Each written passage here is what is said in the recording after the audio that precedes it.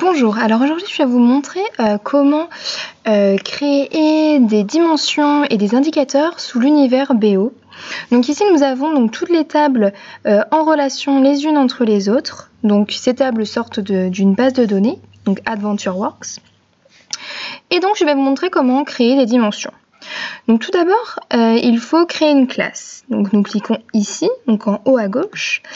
Donc le nom de la classe correspond à un nom de table, mais celle-ci nominée sous format métier et non pas base de données. Donc par exemple, nous allons prendre les ventes internet. Et ici, nous pouvons mettre une petite description. Décrit toutes les ventes internet. OK. Donc là, nous avons la classe de la table Fact Internet Sales. Et donc ensuite, nous allons remplir cette classe grâce à des dimensions qui correspondent aux attributs de cette table. Donc nous cliquons sur la droite et là, nous avons Objet. Et là, par exemple, nous allons mettre par exemple, Unit Price, mais en français et en langage métier. Donc ici, nous allons mettre prix unitaire. Et nous allons changer le type, car ce n'est pas un caractère, mais un nombre. Donc là, nous allons mettre prix unitaire de la vente. Et donc sélectionner ensuite. Donc dans le select, nous allons prendre la table qui correspond. Donc Fact Internet Sales. Nous cliquons sur le petit plus. Tous les attributs défilent. Et là, nous voyons Unit Price. Donc nous n'avons pas d'opérateur à mettre, ni de fonction supplémentaire. Donc nous double-cliquons. Elle s'affiche juste ici. Et ensuite, nous faisons OK. Donc pas non plus de mettre de condition where pour le prix unitaire. Concernant les propriétés, ici nous laissons en dimension. Voilà, donc prix unitaire.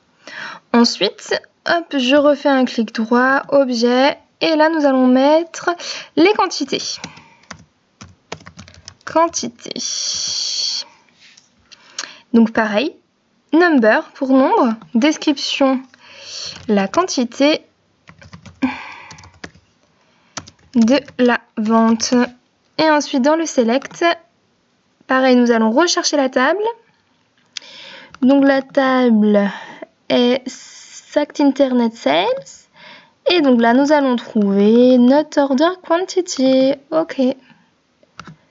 Voilà. Et donc, c'est bon aussi pour quantité. Donc là, nous avons créé deux dimensions. Mais ce qu'il faut savoir, c'est qu'avec ces deux dimensions, nous pouvons créer un nouvel indicateur pour ensuite nous permettre de faire des rapports sous SAP BO. Donc ici, nous faisons encore clic droit, objet, et là, nous allons faire donc chiffre d'affaires. Nous changeons également le type, number, description, chiffre d'affaires de la vente. Et dans le select, là, donc nous allons chercher nos deux attributs. Donc Fact Internet Sales. Donc on a dit hop, Order Quantity.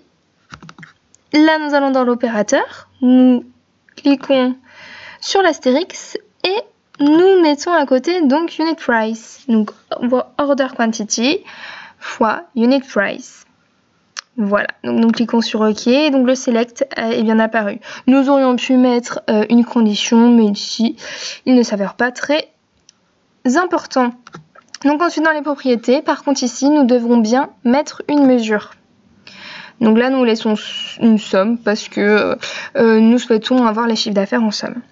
Donc là, je ne vous ai pas dit, mais la qualification peut être différente. Donc soit une dimension, donc comme ce qu'on a fait avant, un indicateur, donc c'est quelque chose de plus calculé, comme ce qu'on vient de faire, et plus, donc detail, c'est plus les informations, par exemple l'adresse postale. Donc voilà, ici donc nous avons un chiffre d'affaires, donc un indicateur, une dimension quantité, une dimension prix unitaire. Voilà. Donc maintenant, que ceci est fait, je vais vous montrer comment en faire, mais plus facilement. Là, on s'est un peu embêté, faire clic droit, objet, etc. Donc plus facilement, donc comment faire? Là, nous allons prendre les ventes en boutique. On prend, on glisse, voilà. Et ici, nous avons tout en dimension. Donc là, nous avons pu renommer, donc là, vente boutique. Ok. Et ici, donc produit key, on va le laisser en dimension, mais on va le changer en dénomination métier. Pareil pour tout ce qui est key, ça va être comme ça. Sales order number, on le laisse aussi en objet, mais on le met en nombre. Order quantity, comme tout à l'heure, unité de price, comme tout à l'heure. Donc nous allons aussi créer un chiffre d'affaires, mais ici boutique. Et voilà, donc ensuite, là on a la même logique. Voilà, donc c'est tout pour moi pour cette présentation de classe et de dimension sous l'univers BO.